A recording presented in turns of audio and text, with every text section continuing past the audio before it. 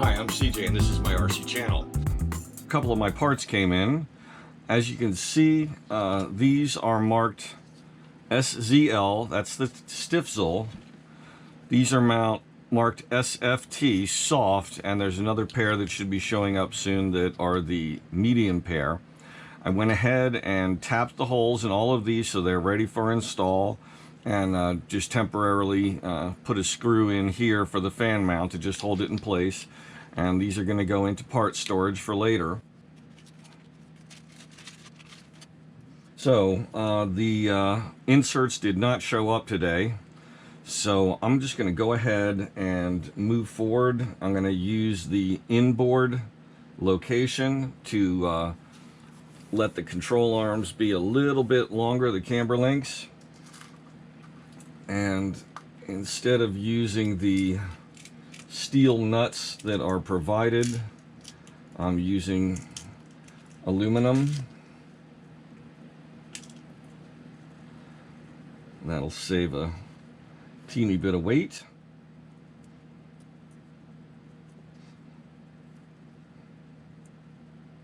There we go. I wish they had devised a way like make this piece bigger and have 3 holes in solid plastic as opposed to this removable piece and nut combination, because it looks like something that's gonna come off easy.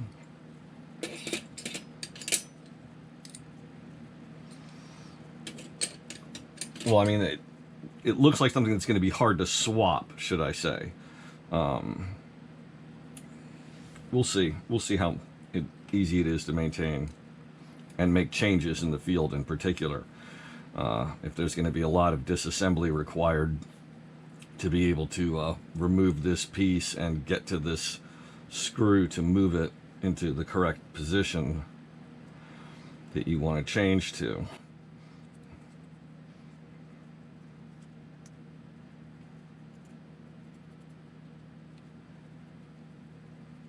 Since these are lock nuts, there's no Loctite required to keep them positioned. The nice thing about the metal is it's not going to collapse. It's always going to be a stable measurement, and then as you add spacers, if you add spacers, you'll continue to get an accurate change.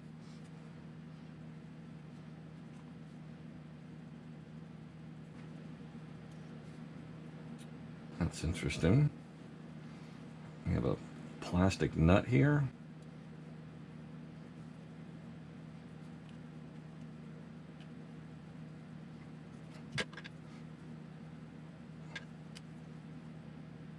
Okay, that's an M3 by 12 button head.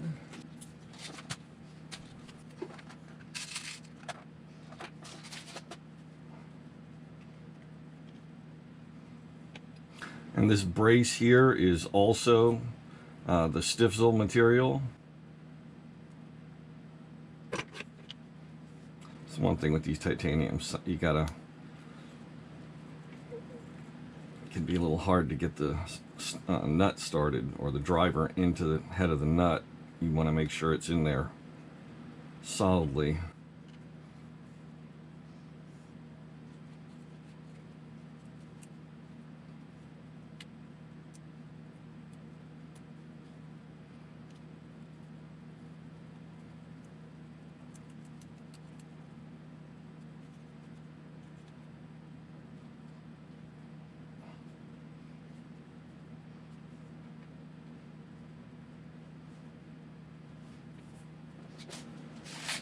So now we need 2 3x12s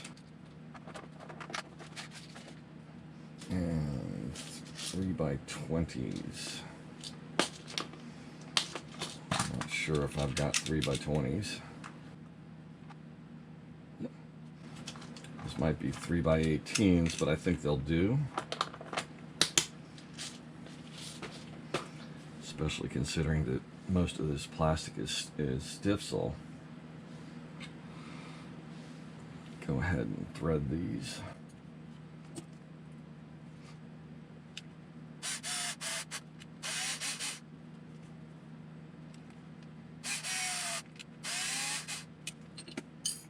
As you can see, I've been doing a bit of painting here.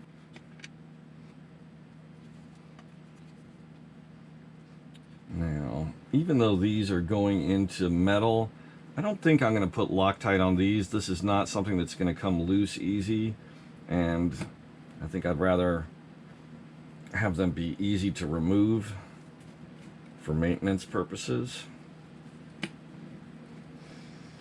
These are going to screw down into those steering link standoffs.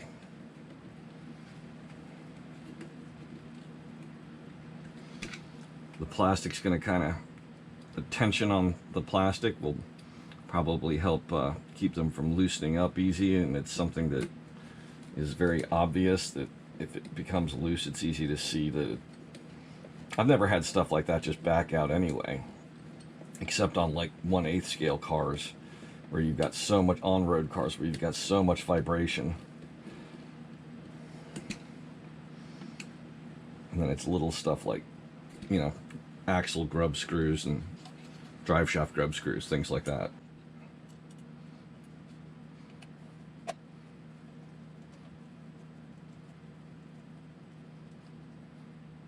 Yeah, even though these are 18s instead of 20s, they've got a lot of depth that they go into, and it's the plastic is very stiff. I've got confidence they're not going anywhere. I'm willing to take the chance.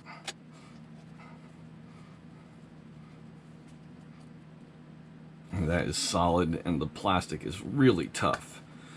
And the way it keys into this piece here, that it's not going to go anywhere. Okay, so that was D6 and 7. Well, 5, 6, and 7 actually. So now it's time for D8. We're going to hang our swing arms.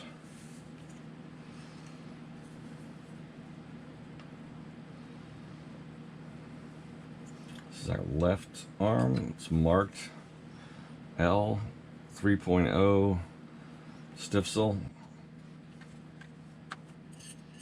And our kingpins and our little metal front brace, and we need a couple of grub screws. These are going to undoubtedly go through these holes here and lock our pins in place, keep them from coming out.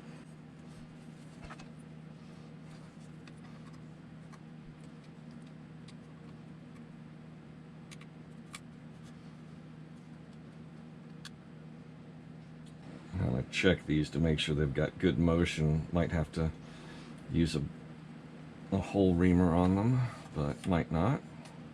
Find out in a moment. Those are pretty smooth. This one isn't quite as smooth as I would like, but I'm going to go ahead and use a reamer on them both, or at least on this one. Just a little bit.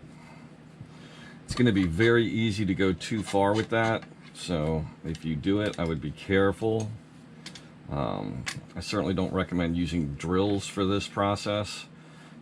Some people do because they don't go out and buy the right tools, but with a power drill, it's just far too easy to take off too much material, and then you end up with a loose arm. Let's see what size these are. 3.5s. I got to do this over a trash can, so I'll be out of sight of the camera for a moment.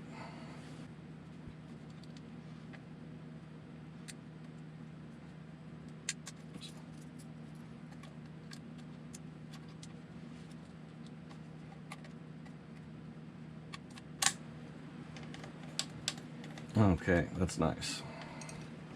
Just took a little bit.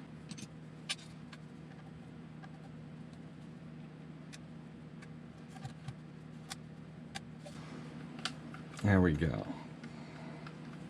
Excellent.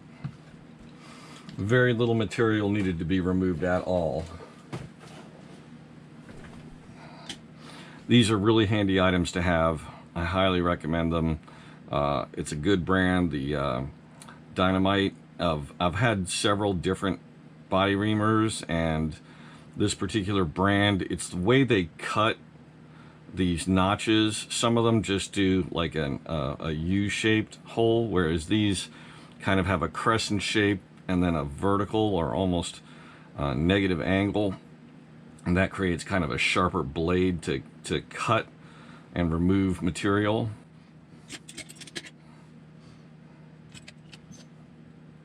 And of course this is into plastic, so no Loctite is required. Just screw them into bottom, that's it.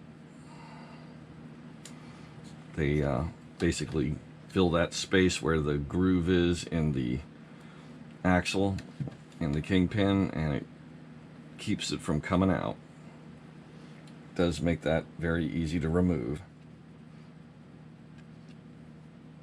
You don't have to tighten them hard, just take it down to bottom.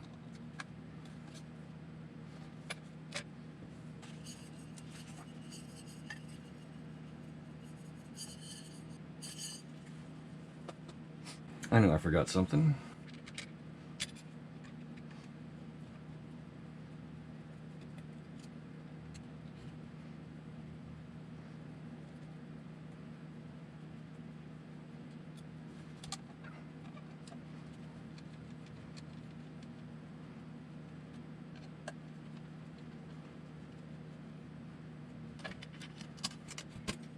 Forgot to put the retaining screw in here. That little plastic piece that goes in here, you have two options.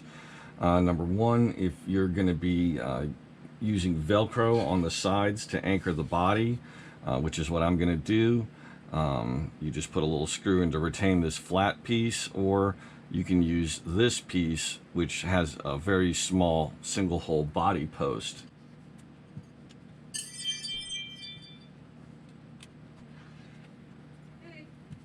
Okay, so now we're on to bag E.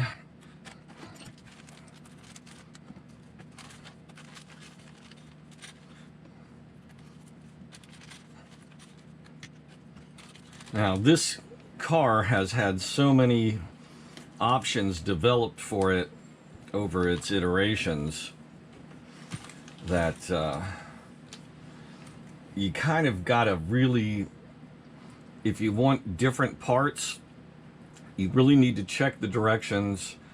And when I say check the directions, I mean if you're not sure which piece this is, and obviously it's a shock tower, obviously it's the front shock tower, but that's not what I mean. There's a standard carbon shock tower, and then there's a +2 shock tower. And both are run with different build setups, so you probably are going to want to get both of them for your kit so you have the option to switch them around. The +2 comes with the kit. The item that you would expect to be the option item comes with the kit, and the standard size carbon fiber one is the optional one when you're buying the elite kit. So that's why I'm saying, if you're not 100% sure about something, like you're thinking, okay, I'd like to get the stiffer front arms as an option. Well, the Stifsel come standard. So you're thinking, okay, a lot of pros run the stiff ones in the front, and then they run the standard in the rear, the softer ones in the rear, to kind of settle the rear end down, not have it be so rigid. Well, the kit comes with Stifsel front and rear, so you've got to buy the standard one separately. Now that's like $5. It's not a big expense. The point being that before you buy something for this kit, especially if you don't have the kit in hand to validate what you have, open up the PDF of the directions. Like if you've ordered the car, or you're about to order the car, and you want to get some extra stuff with it, like I said, you know, as options, for example, these rails in a different stiffness, check the part number in the directions, look up the part number, and see exactly what part that is. And if it's the stiff sole, go, okay, well then I'm going to get the standard one as the option. Don't assume that there's a particular part in this kit. For example, if you were to assume that the +2 is an optional part, you would be mistaken. The +2 is what comes with the kit. So you have to order the standard one to have the option to switch between the two. Just bear that in mind, because so many parts on this kit that would be optional have become the standard part, not the option part. That's one of the beautiful things about this kit, is they packed in so many of those option parts. So we're going to go with the +2. And I'm just checking my build sheet over here, looking for a shock location.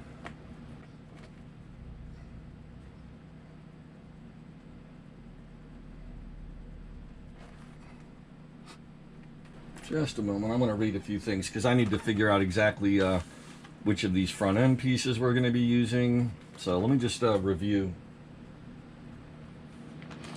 Okay, sometimes you kind of got to figure out how to read these things. Example, he's got down here for shock location 1.5 and middle. Okay, middle refers to down here, inside, outside, and middle hole on for the lower shock absorber mounting point. The upper mounting point, he's got 1.5. Okay, well, how do you do 1.5 out of 1, 2, and 3? Well, this is how. On the carbon fiber one, there's actually 5 locations. So you've got 1, 1.5, 2, 2.5, and 3. There's 5 locations. That's why you can have a 1.5 as a shock location. Just FYI. So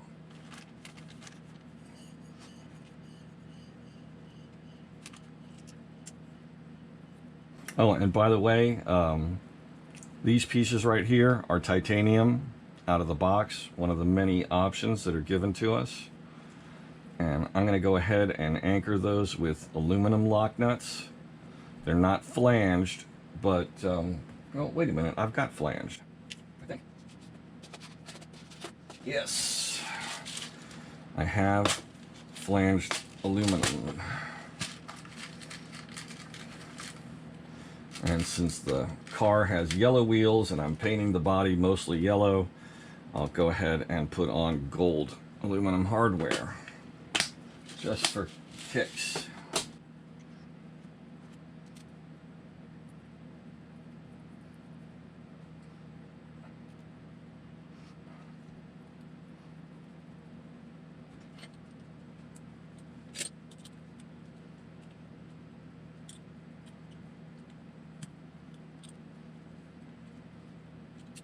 There we go.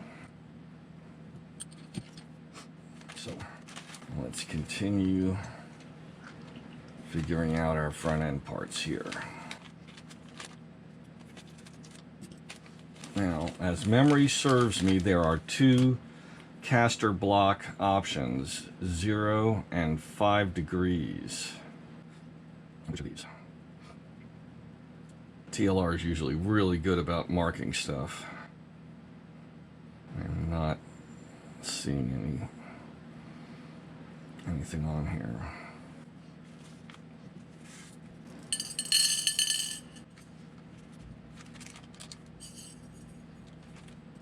I'll look that up in a moment. But I believe they come with the 0 degree stock.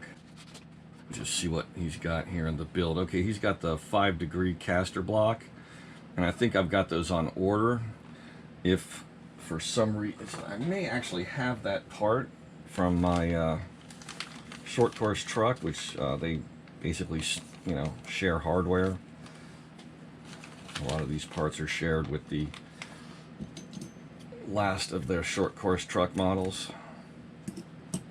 So I may have 5-degree caster blocks in my parts box.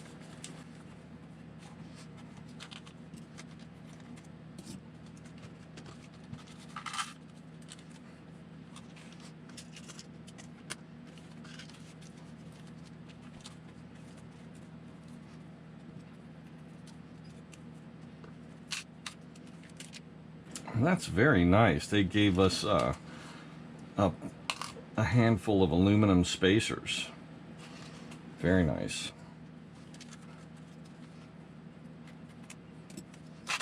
Now this is an area where you're going to be making a bunch of decisions as far as your handling goes, and this is where my Lunsford titanium kingpins are going to come in handy.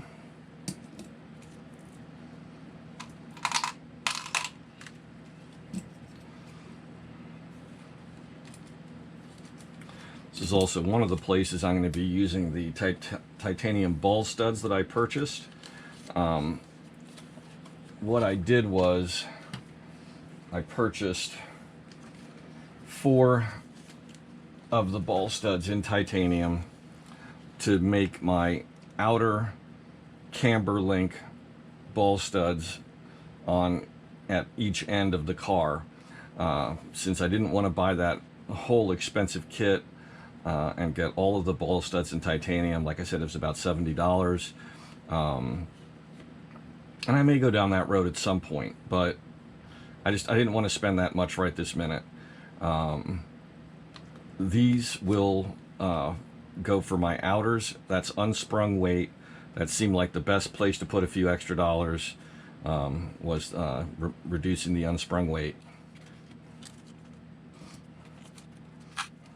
Now this front end has an incredible amount of adjustability.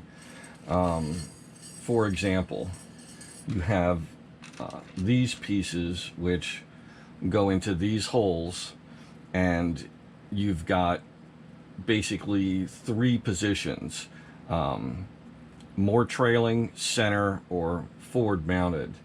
Again, those are your trail settings. Your most rearward is going to be let's see, offset inserts back, centered inserts, offset inserts forward. Okay, this is why keeping good organized parts boxes is worthwhile. I have the 5 degrees, but those are a different style than these, so I'm not going to try using those. But I do have trinitrile kingpins that are the correct size. They don't have the little button head at the top. They've got a bolt at either end, which is fine. It might make them a little heavier. I'll just switch to aluminum nuts on both of them. But this is a slipperier surface than the standard one, and it's the same diameter and the same size. So I've got this option part to add to the kit.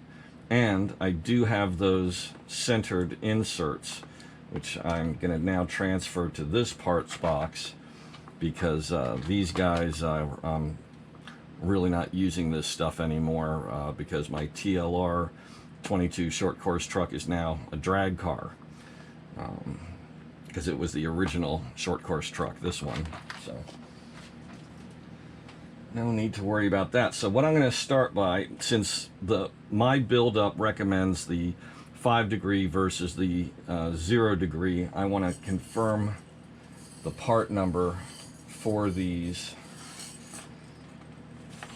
As I recall, I did this, I may have done this the other day and ordered the 5 degree items, and I'm just waiting on them to show up. But you know, I may have to build this up and then switch them last minute before Saturday's race. If not, I'll go into the race with what I've got. So TLR 234101. Okay, I just checked. These are the 5 degree part. So I've got that. And let's just check our trailing settings. Okay, spindle steering arm is the 5, and they provide the 5. There are a couple others of these. I think I have those already. The 4 and the 6.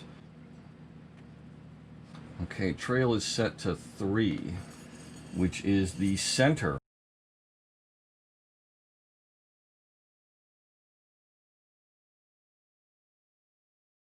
Now, this is not necessarily what the stock kit calls for. Remember, I'm following the build of one of the pro racers that TLR makes their build sheets available.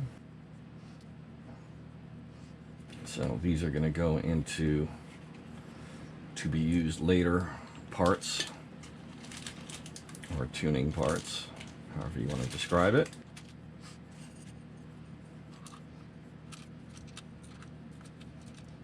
Now, as I recall,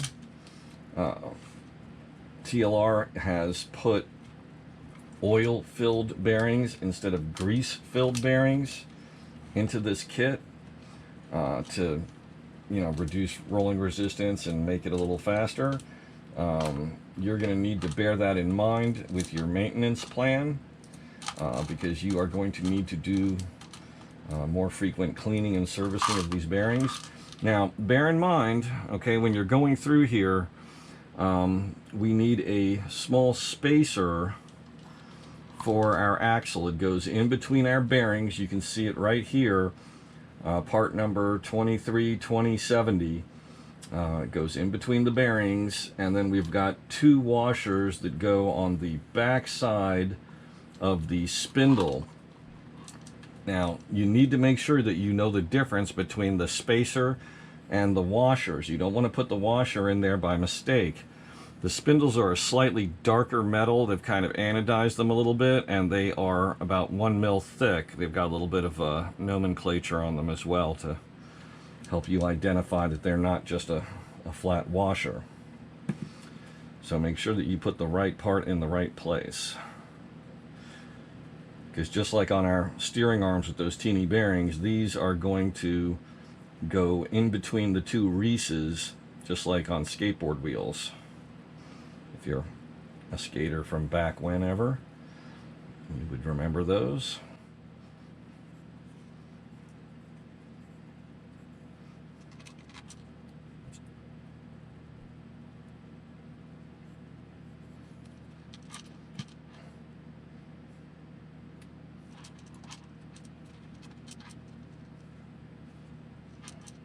Okay, so this is another place that we need a little bit of Loctite, is on this small bolt here. This is a M3x6, and this is going to be the retaining screw for our spindle.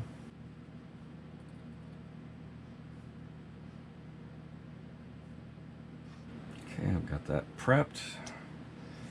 Now I need these 2 washers. And you need to make sure the washers are over the spindle, that they're not like hung up on top of the spindle and get squished under the retaining screw.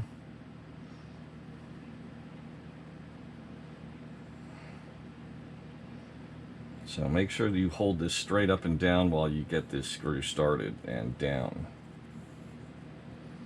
so those washers don't move.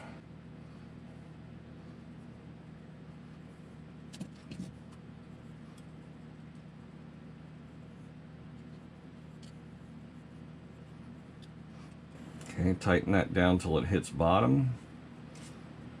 And it's not gonna spin super freely because of the bearings. In fact, I'm gonna see about loosening that up a hair.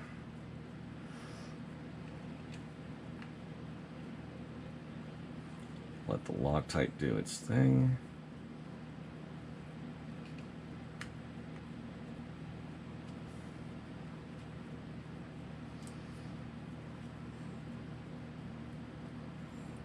So you want to make sure there's no play other than normal bearing movement.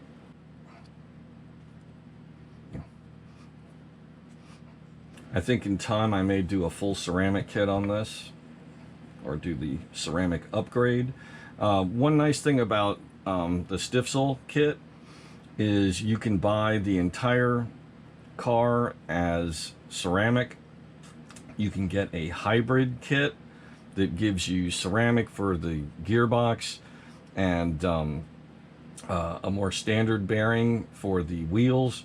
You can get the transmission alone, and you can get the wheels and steering alone.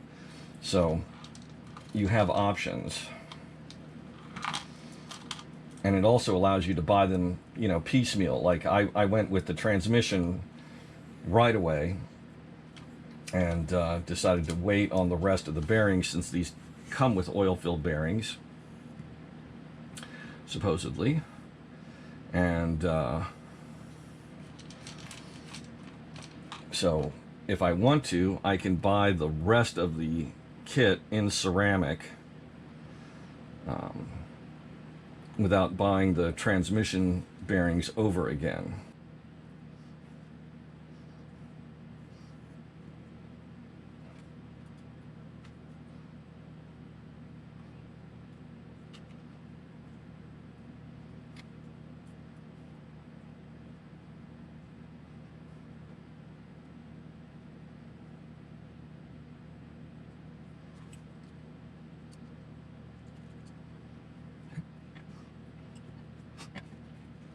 So now we need to attach our steering arms with a pair of 2.5 by 10s.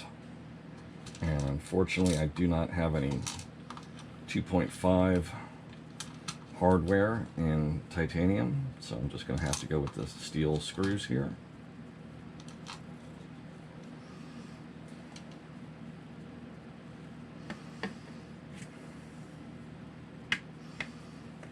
Okay, let's make sure we get this correct. Okay, this is the right-hand side. You can see the R right there. And that means we need the 5R steering arm.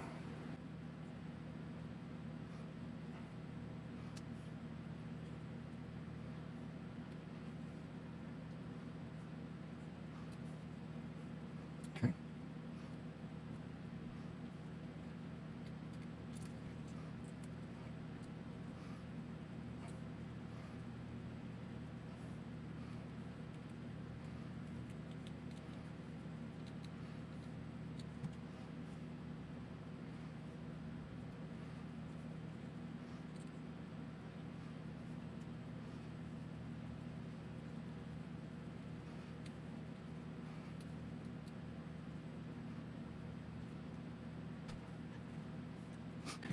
Okay, now the ball studs. Let's see what spacing we need. Okay,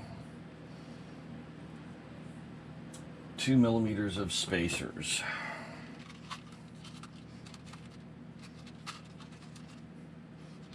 Okay, well, I'm going to save the black ones for the wheel hubs.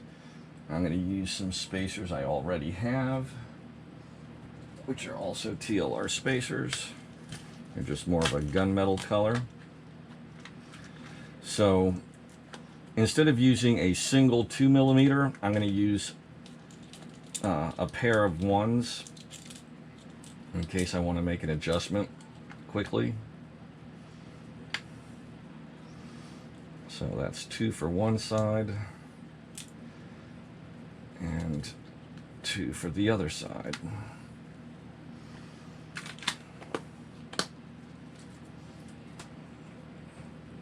And if you're curious about that little yellow box, those are made by Yale Racing. They cost about $7 a piece. Get them through RC Mart. Just go to rcmart.com. It'll take a little while to get them shipped because everything's coming from across the seas, and the mail is slow thanks to COVID and more expensive. So if you do decide to make a purchase from them, try to buy a bunch of stuff at once. You're going to save money that way.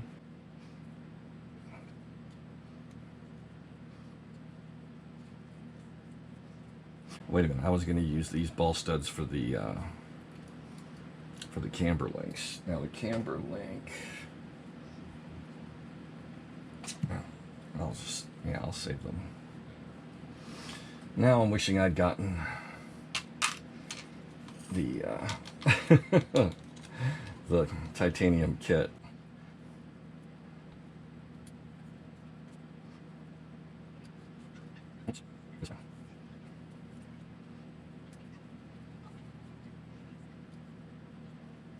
And be very careful when you put these in. Do not over tighten. If you start stripping them out, this is going to be weak. You're going to have no choice but to replace the part. And remember, you're dealing with, well, hopefully you're dealing with aluminum spacers, and you do not need to over tighten them. Just get it to touch down. And if you're using plastic, you really got to be careful because you don't want to collapse them. Okay, that's E1. I hope you enjoyed this video. Please click like and please subscribe to my channel.